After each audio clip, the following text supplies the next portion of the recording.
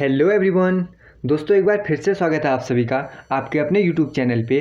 I hope कि दोस्तों आगामी परीक्षाओं की तैयारी आपकी बहुत अच्छी चल रही होगी। इसी तैयारी को और बेहतर बनाने के लिए आज मैं आपके सामने उत्तराखंड सामान्य ज्ञान से संबंधित और हिंदी से संबंधित कुछ ऐसे सवाल लेकर आया हूँ जो कि आपके परीक्षा में आपको देखने को मिल सकते हैं। तो इम्पोर्टेंट क्वेश्चन की ये वीडियो होने वाली है। सबसे पहले हम चंद्रवंश से संबंधित कुछ इंपॉर्टेंट क्वेश्चंस को देखेंगे, उसके बाद हम एक हिंदी का प्रैक्टिस सेट भी सॉल्व करेंगे। तो चलिए दोस्तों साथ मिलकर आज की वीडियो को भी स्टार्ट करते हैं। आज की वीडियो में पहला सवाल हमसे कहता है चंद शासक में सिरती क्या था। इसके ऑप्शन है आभूषण, हथियार, त्योहार या फिर भूमिकर। ये सारे के सारे जितने भी क्वेश्चन आपको इसमें दिखेंगे पिछले किसी न किसी एग्जाम में पूछे गए हैं। तो इम्पोर्टेंट तो है ही, रिपीट क्वेश्चन में अगर पूछा जाता है तो यही क्वेश्चन हो सकता है कि आपको एग्जाम में भी देखने को मिल जाए। तो चंद शासन में सिरती क्या था। सिरती था एक भूमिकर। ऑप्शन नंबर डी हो जाएगा इसका बिल्कुल राइट ऑप्शन। सिरती है एक भूमिकर। बढ़ते हैं नेक्स्ट क्वेश्चन की ओर। अगला सवाल, कुमाऊं चंद काल में राजकर के अतिरिक्त बूढ़ा या सयाना एवं थोकदार को दिए जाने वाला कर क्या कहलाता था। ऑप्शन है सलामी, पुगाड़ी, दस्तूर या फिर इनमें से कोई नहीं। तो उस कर को कहते थे दस्तूर। ऑप्शन नंबर सी हो जाएगा इसका बिल्कुल से राइट ऑप्शन, दस्तूर। नेक्स्ट क्वेश्चन की तरफ हम साथ में बढ़ते हैं। अगला सवाल, प्रथम चंद शासक जिसने दिल्ली सुल्तान फिरोज शाह तुगलक से मुलाकात की वह कौन था।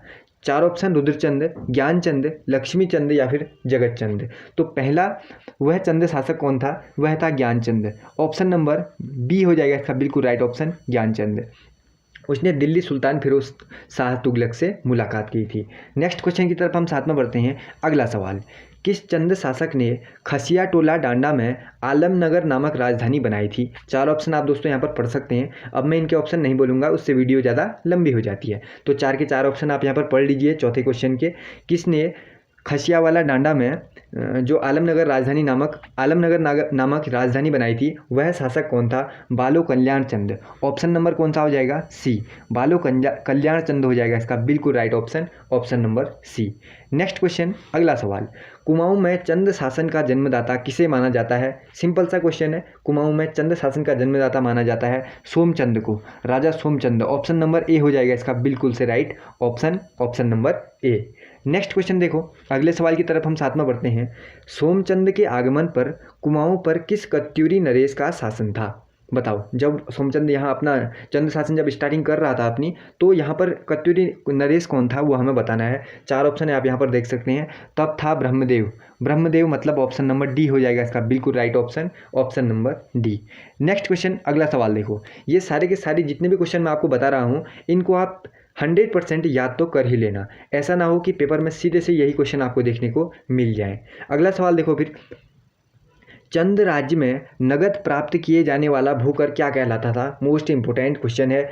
जो नगद प्राप्त किया जाता था और भूमिकर था, मैंने आप फर्स्ट क्वेश्चन में आपको बताया था सिरती। ऑप्शन नंबर ए हो जाएगा इसका बिल्कुल राइट ऑप्शन। और इस क्वेश्चन को हम यहाँ पर कर लेते हैं मोस्ट इंपोर्टेंट क्वेश्चन, सीधे सीधे पूछे जाने वाला, खासकर उत्तराखंड पुलिस का एग्जाम हो या फॉरेस्ट गार्ड का एग्जाम हो, दोनों के लिए महत्वपूर्ण सवाल।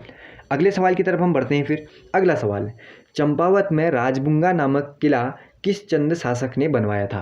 राजबुंगा किला किस चंद शासक ने बनवाया, किसने बनवाया। चार ऑप्शन आप यहाँ पर देख सकते हैं। यह भी बनवाया है सोमचंद ने। ऑप्शन नंबर सी हो जाएगा इसका बिल्कुल राइट ऑप्शन। दोस्तों ये जो उत्तराखंड के प्रमुख किले हैं और किले किसने बनवाए, कहाँ स्थित हैं, इस बारे में भी मैंने एक पूरी सेपरेट वीडियो बनाई है। उसका लिंक मैं आपको डिस्क्रिप्शन बॉक्स में दे दूंगा, वहाँ से आप उस वीडियो को भी जरूर से देख लेना।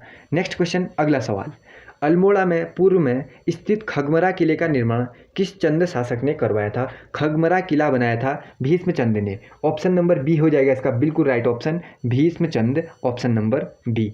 नेक्स्ट क्वेश्चन की तरफ हम साथ में बढ़ते हैं।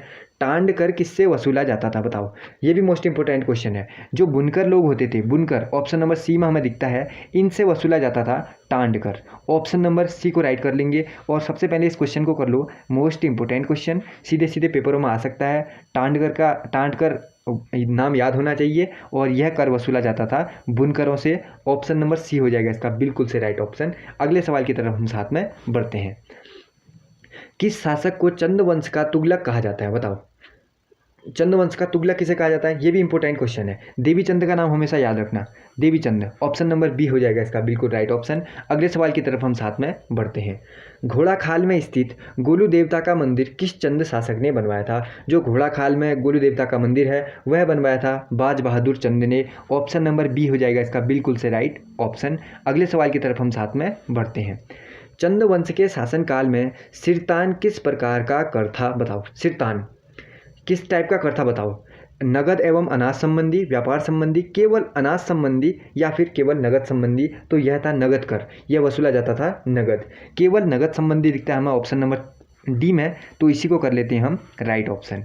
अगले सवाल की तरफ हम साथ में बढ़ते हैं। अगला सवाल देखो दोस्तों, जो ये चौथा सवाल है, आईने अकबरी में तराई के महलों की वर्णित कितने महल थे बताओ, वर्णित संख्या कितनी है। यह एक विवादित क्वेश्चन रहा है। इसमें वैसे 21 भी दिखता है आपको, लेकिन यह विवादित क्वेश्चन है, तो इस क्वेश्चन को यहाँ पर हम करते हैं स्किप, इसको करते हैं हम स्किप। बढ़ते हैं नेक्स्ट क्वेश्चन की ओर। अगला सवाल, निम्न चंद राजाओं में से सबसे लंबे समय तक किसने शासन किया था। 4 चंद राजाओं के नाम आप देख लीजिए। सबसे लंबे समय तक कौन रहा, ज्ञानचंद। ऑप्शन नंबर बी हो जाएगा इसका बिल्कुल से right option, Gyanchand. Next question, अगला सवाल, चंद वंश का वह शासक मुगल बादशाह अकबर के समकालीन था जो, वह कौन चंद राजा था। इसका राइट ऑप्शन आपको बताना है। तो जो मुगल बादशाह अकबर का समकालीन था वह कौन हो जाएगा, रुद्रचंद। रुद्रचंद दिखता है हमें ऑप्शन नंबर ए में ही, तो ऑप्शन नंबर ए को कर लेते हैं हम यहाँ पर राइट ऑप्शन। अगले सवाल की तरफ हम बढ़ते हैं। फिर अगला सवाल देखो, निम्नलिखित में से कौन सा नाटक राजा रुद्रचंद द्वारा लिखा गया है, लिखित है। ये भी है मोस्ट इंपोर्टेंट क्वेश्चन, अच्छे क्वेश्चनों में है और यह पूछा भी जा सकता है। कौन सा लिखा है बताओ, रुद्रचंद ने। तो हम क्या कर लेते हैं इसमें, उषा रागोदय कर लेते हैं। ऑप्शन नंबर बी कर लेंगे हम यहाँ पर बिल्कुल राइट ऑप्शन। अगले सवाल की तरफ हम बढ़ते हैं। फिर 36 रकम 32 कलम राजस्व प्रणाली किससे संबंधित है, इसको भी कर लो। मोस्ट इम्पोर्टेंट 100% जरूरी फॉरेस्ट गार्ड या उत्तराखंड पुलिस के एग्जाम के लिए। जो क्वेश्चन दोस्तों आपको नहीं आता उसको वीडियो शुरू होते ही आप एक पेन और कॉपी लेकर बैठ जाया करो, उस क्वेश्चन को आप नोट कर लिया करो, ताकि बाद में आप जब रिपीट करो उसको रिवाइज करो तो वो क्वेश्चन आपको अच्छी तरह आ जाए। 36 रकम 32 कलम राजस्व प्रणाली किससे संबंधित है, चंद्रवंश से।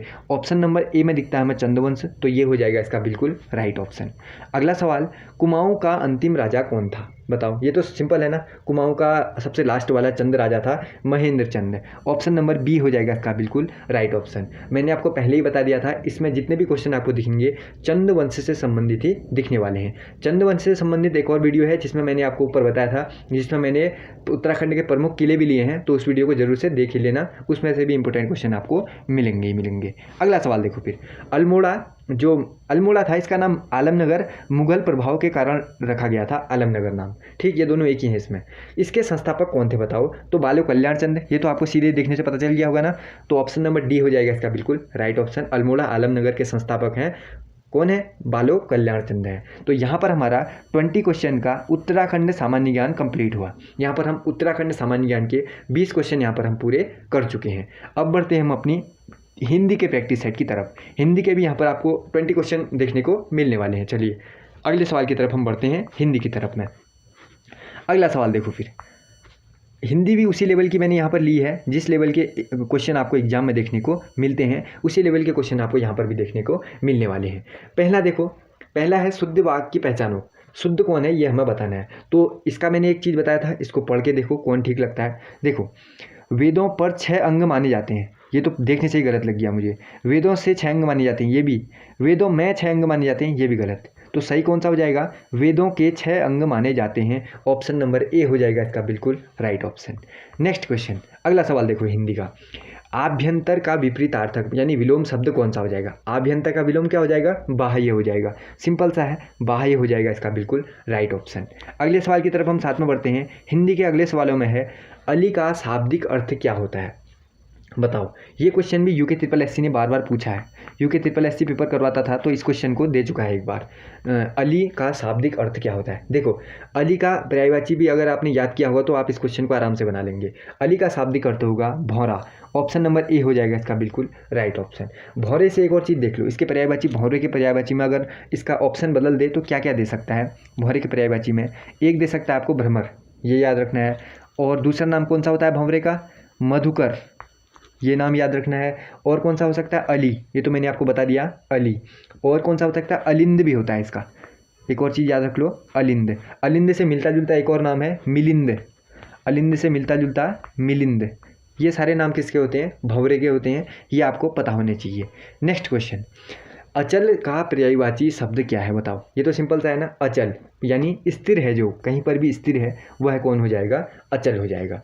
ऑप्शन नंबर ए हो जाएगा इसका बिल्कुल राइट ऑप्शन। अगला सवाल देखो, अग्रज का विलोम शब्द क्या होता है, अग्रज, अग्रज का विलोम, अग्रज मतलब बड़ा, और अनुज मतलब क्या हो जाएगा, छोटा, जैसे अग्रज बड़ा भाई छोटा भाई, अनुज हो जाएगा इसका बिल्कुल राइट ऑप्शन, अग्रज का विलोम।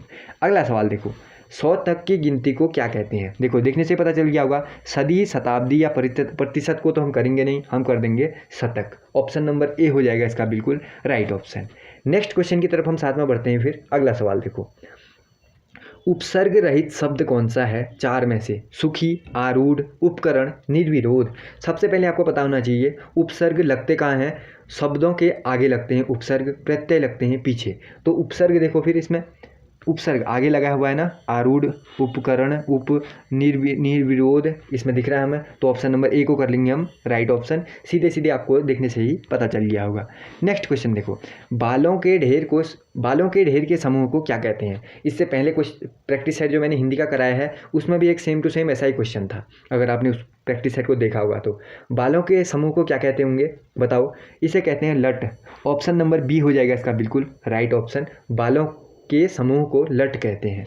नेक्स्ट क्वेश्चन देखो, अगला सवाल, निम्नलिखित अनेक शब्दों के बदले एक शब्द लिखो। जैसे कहते हैं अनेक शब्दों के लिए एक शब्द ना, उस हिसाब वही क्वेश्चन ये है, व्याकरण का ज्ञान रखने वाला क्या कहलाता है बताओ। जो व्याकरण का ज्ञान रखता होगा उसे हम कहेंगे व्याकरण।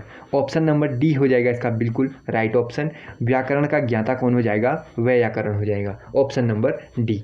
नेक्स्ट क्वेश्चन की तरफ हम साथ में बढ़ते हैं। अगला सवाल देखो हिंदी का, अगला सवाल है, रेस्तरां किस भाषा का शब्द है। इस टाइप के क्वेश्चन भी आपसे पूछ लिए जा सकते हैं।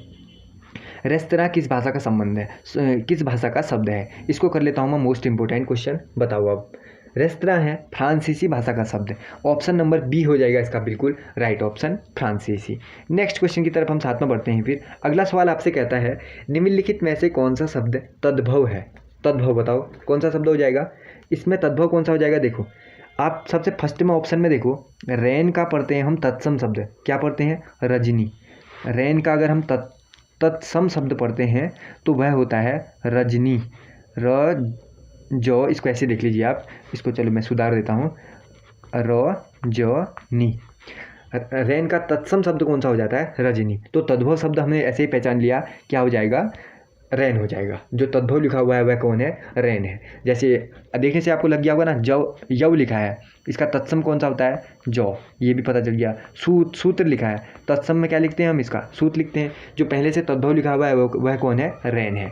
नेक्स्ट क्वेश्चन की तरफ हम साथ में बढ़ते हैं। अगला सवाल देखो, फिर लिप्सा शब्द में कौन सा प्रत्यय है। लिप्सा शब्द में कौन सा प्रत्यय है। अभी पिछले क्वेश्चन में मैंने आपको बताया, प्रत्यय जो होते हैं कहाँ लगते हैं, पीछे लगते हैं। लिप्सा, ऑप्शन नंबर बी हो जाएगा इसका बिल्कुल से राइट ऑप्शन। आई होप कि दोस्तों क्वेश्चनों का लेवल आपको अच्छा लग रहा होगा, वीडियो आपके काम की लग रही होगी। अगर ऐसा है तो वीडियो को लाइक करना बिल्कुल मत भूलना, और अपने दोस्तों के साथ इस वीडियो को शेयर भी कर देना जो किसी न किसी एग्जाम्स की तैयारी कर रहे हैं। नेक्स्ट क्वेश्चन की तरफ हम साथ में बढ़ते हैं। फिर अगला देखो, ये भी मोस्ट इंपॉर्टेंट क्वेश्चन है, ये भी हिंदी का जो सवाल है, ये भी बार बार हमें कहीं ना कहीं देखने को मिल ही जाता है। निर्विवाद में कौन सा समास है। जैसे ही आपको ये क्वेश्चन दिखता है, निर्विवाद में कौन सा समास है, तो अव्ययी भाव समास जहाँ दिखता है उसको राइट कर लो। कुछ क्वेश्चन मैंने आपको पिछले पेपर में भी बताए थे, पिछले प्रैक्टिस सेट में बताए थे। कुछ क्वेश्चन तो ऐसे होने चाहिए जो आप देखते ही राइट कर लो। जैसे ही आपको पेपर में निर्विवाद दिखेगा तो अव्ययी भाव समास वहाँ पर राइट ऑप्शन कर लेना और नेक्स्ट क्वेश्चन की तरफ बढ़ जाना। अगला सवाल, दामिनी का पर्यायवाची शब्द क्या होगा बताओ। दामिनी का पर्यायवाची शब्द क्या हो जाएगा, दामिनी का पर्यायवाची हो जाएगा बिजली। ऑप्शन नंबर डी हो जाएगा इसका बिल्कुल राइट ऑप्शन, दामिनी का पर्यायवाची क्या हो जाएगा, बिजली हो जाएगा। ठीक, और बिजली के पर्यायवाची भी देख लीजिए, एक हमें याद क्या होता है हर बार, विद्युत याद होता है, इसको भी याद रखना। और ताड़ित, और क्या हो जाएगा, ताड़ित, इसको भी याद रखना। और बिजली का एक और फेमस होता है चंचला, इसको याद रखना। चपला, इसको याद रखना। विद्युत, बिजली, दामिनी, ये तो आपको पता ही होंगे। नेक्स्ट क्वेश्चन की तरफ हम बढ़ते हैं। फिर अगला सवाल देखो, कुलीन में कौन सा प्रयुक्त प्रत्यय कौन सा है। कुलीन में प्रत्यय यानी पीछे लगने वाला, कुलीन, ईन। ऑप्शन नंबर डी हो जाएगा इसका बिल्कुल right option. Option number C को नहीं करना है, देखो बड़ी की मात्रा इधर है तो ऑप्शन नंबर डी को राइट करना है। कुलीन में प्रत्यय कौन सा हो जाएगा, ऑप्शन नंबर डी वाला ईन। नेक्स्ट क्वेश्चन की तरफ हम साथ में बढ़ते हैं। अगला सवाल, कौन सा शब्द सकर्मक क्रिया है। सकर्मक अकर्मक क्रिया आपने पढ़ी होंगी, आपने जब टॉपिक तैयार किए होंगे अपने हिंदी के, तो इसमें बताना है आपको सकर्मक क्रिया कौन सी होगी। लिखना हो जाएगी सकर्मक क्रिया, ये सारी अकर्मक, और लिखना हो जाएगी सकर्मक। ऑप्शन नंबर ए हो जाएगा इसका बिल्कुल से राइट ऑप्शन। नेक्स्ट क्वेश्चन देखो, अगला सवाल भी आपको सिंपल लग रहा होगा अगर आपने एक चीज़ सीखी होगी तो। अन्न जल कौन सा समास है बताओ। एक चीज़ बता था, बीच में ये डैश लगा होता है, 2 अक्षर लिखे होते हैं, रात दिन, ऊंचा नीचा, अन्न जल। यहाँ पर कौन सा समास होगा, देखते ही आपको पता चल जाना चाहिए, द्वंद्व समास। द्वंद्व समास यहाँ पर जैसे ये वाला दिखता है ना आपको कहीं पर, तो वहाँ पर क्या हो जाएगा, द्वंद्व समास। ऑप्शन नंबर डी हो जाएगा इसका बिल्कुल राइट ऑप्शन। नेक्स्ट क्वेश्चन, एक इस टाइप का भी क्वेश्चन दिखता है आपको पेपर में, देखो इस टाइप के भी क्वेश्चन बनते हैं। ये वाला क्वेश्चन देखो, रिक्त स्थान भरने वाले, ये भी सिंपल होते हैं, बस आपको एक बार छोटा सा सोचना पड़ता है। बुलंद दरवाज़ा मुगल सम्राट अकबर द्वारा बनाई गई संपूर्ण कृतियों में श्रेष्ठतम ...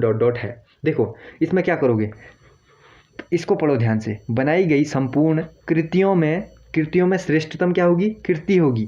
ऑप्शन नंबर बी होगा इसका बिल्कुल राइट ऑप्शन। इस तरीके से देखने से आप पता लगा सकते हो, बनाई गई कृतियों में श्रेष्ठतम कृति है, ये हो जाएगा। देखो इमारत है, किला है, कृतियों में इमारत है, कृतियों में किला है, कृतियों में भवन है, ऐसा तो नहीं करेंगे ना। कृतियों में श्रेष्ठतम कृति है, हो जाएगा इसका बिल्कुल राइट ऑप्शन। नेक्स्ट क्वेश्चन की तरफ हम साथ में बढ़ते हैं फिर। अगला सवाल देखो, अगला सवाल है हमारे पास,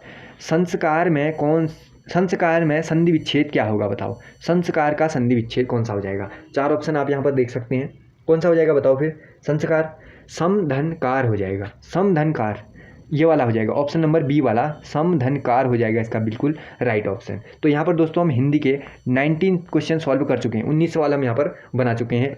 बढ़ते हैं हम अपने अगले और लास्ट क्वेश्चन की तरफ। देखो लास्ट क्वेश्चन कौन सा है, 20 वाला। यहाँ पर देखो 20 वाला क्वेश्चन है, हिंदी किस भाषा का शब्द है। हिंदी किस भाषा का शब्द है बताओ, हिंदी किस भाषा का शब्द है। इस टाइप से आपसे पूछ लिया जा सकता है, और आपको कंफ्यूज करने के लिए ऑप्शन दिखेगा आपको, हिंदी भाषा का शब्द है, जो कि आपको नहीं करना है। हिंदी अगर पूछेगा किस भाषा का शब्द है, तो हिंदी है फारसी भाषा का शब्द। हिंदी किस भाषा का शब्द है, फारसी भाषा का। किस भाषा का शब्द, फारसी भाषा का शब्द। तो यहाँ पर हम अब बना चुके हैं, अपने 20 क्वेश्चन सॉल्व कर चुके हैं। सबसे पहले हमने 20 क्वेश्चन देखे थे उत्तराखंड सामान्य ज्ञान के चंद्रवंश से संबंधित, उसके बाद हमने 20 सवाल देखे हिंदी से संबंधित। अब जीके की वीडियो बहुत जल्द आपको देखने को मिलेगी। वीडियो कैसी लगी दोस्तों, आप मुझे कमेंट करके ज़रूर से बताना। वीडियो कैसी लगी ये आप लोग मुझे कमेंट करके ज़रूर से बताना। इस क्वेश्चन में मैंने आपके लिए सवाल नहीं दिया है, अगली जो प्रैक्टिस सेट की वीडियो आएगी उसको मैं आपके लिए एक क्वेश्चन ज़रूर से दूंगा। तो आप लोगों ने हिंदी बोला था पिछले भी कई कमेंट सेक्शन में, मैंने इसमें हिंदी भी ऐड कर दिया, और जो उत्तराखंड जीके है वह भी ऐड कर दिया। वीडियो कैसी लगी कमेंट करके ज़रूर बताना। बहुत जल्द मुलाकात होगी एक नई वीडियो के साथ में। और हाँ, अगर आपको वीडियो अच्छी लगती है, बस इस वीडियो को अपने दोस्तों के साथ शेयर कर दिया करो, बस 1-2 दोस्तों के साथ शेयर कर दिया करो। फिर मुलाकात होगी बहुत जल्द नई वीडियो के साथ। तब तक के लिए पढ़ते रहिए, मुस्कुराते रहिए।